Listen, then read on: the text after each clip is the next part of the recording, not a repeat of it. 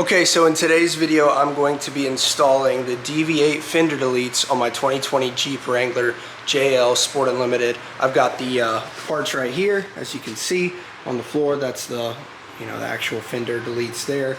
I've got the hardware kind of set out, ready to go, and my Jeep here, I've already stripped off the fenders, both front and rear, and about to get to work on installing this. I went ahead and the rivet nuts that are in here, I went ahead and placed them. They fit perfectly. I didn't have to drill out anything, which is great in these locations, and inserted those and tightened them up with the tool they sent. And now I'm going to add on the piece. These little vents are going to have to also pop out of the Jeep, so just keep that in mind when you install these if you decide to purchase these. They look pretty cool. Excited to get them on here.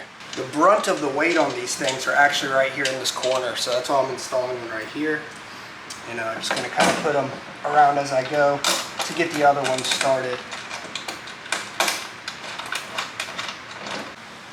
Okay, so this is somewhat of the finished product. Obviously I don't have inner fender liners. They're coming in next week, and this is just kind of the piece I wanted to throw on first. I know I'll probably have to remove some of the screws there, some of the bolts for the inner fender liner install, but yeah, this is what it looks like. So I just put in this turn signal LED and ran it through.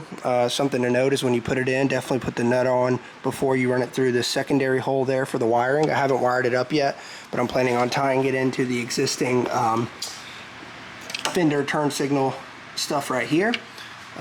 So I'll be doing that as well as installing the inner fender liner next week, but I like the look of it. I wasn't sure about the slotted pieces because now without the inner fender it just looks funny to me, and I'll have to figure out the wiring on exact placement to hide it well enough. But let's jump on the rear fender liner and then I'm gonna knock it out on the other side. So just a little pro tip on when you're trying to line up rivet nuts in specific holes, because you're not going to use each of the holes on the actual frame itself.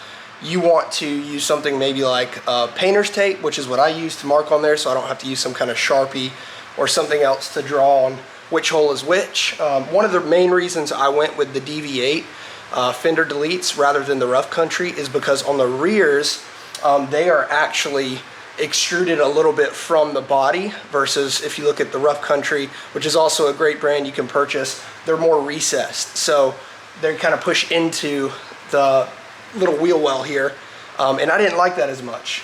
Maybe you do. If you look at the back of the Fender Deletes here, you can see these standoff mounts, and that allows it to stand off the body slightly. So you're looking at something like this, so it pushes off more, which is what I wanted, versus recessed into the body itself.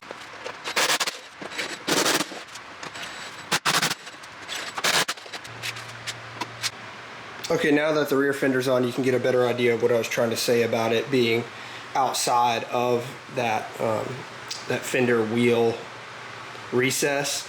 That's kind of why I like this the most, just because it adds a little bit of that fender look. It just sticks out, even though it is a delete. It's not pushed in, so I appreciate that. So as the install was happening with these Fender Deletes by DV8, if you notice some of the scrapes and scuffs on them, that is partially because I purchased this as an open box product from extremeterrain.com, and I like the look of them, all the stuff. I did my research, of course, but the packages showed up, or I should say package showed up just like this. I walked out of my garage and I was like, what the heck happened? And so I immediately began to inspect, and sure enough, there was some more scrapes than it should have been. I could see some of the metal dinged up from the ground, from the package being thrown by FedEx or however it arrived. So with that being said, I'm gonna have to touch up some paint. Not that big of a deal. I mean, if you're putting Fender Deletes on, you can expect some scrapes and scuffs on the Deletes, but also on a Jeep, because it's a Jeep, right? Okay, so the install is done. Well, I would say kind of partially done, thanks with the help I got from my big girl here. Oakley, was that hard? Yeah, she kind of helped, but it honestly got harder as the progress went with install. The left side, driver's side of the Jeep, was a quick install on both sides. The right side, however, even though it was the same stuff, the rivet nuts started to give way, the hardware started to crap out, and it just wasn't a great experience. So I ended up using some of the same bolts, but with nuts, and just to have the accessibility if it needs to come off easier. I realized after having a couple of rivet nuts get jammed and not want to actually lock in and compress to that hole. And yeah, we definitely drank our water, didn't we? Yeah. But it looks good. Here, watch out, Oaks. Let them see the Fender Delete here. It looks good. I'm about to wire up the light up top, but I think overall I'm going to like it. It gives it a good look.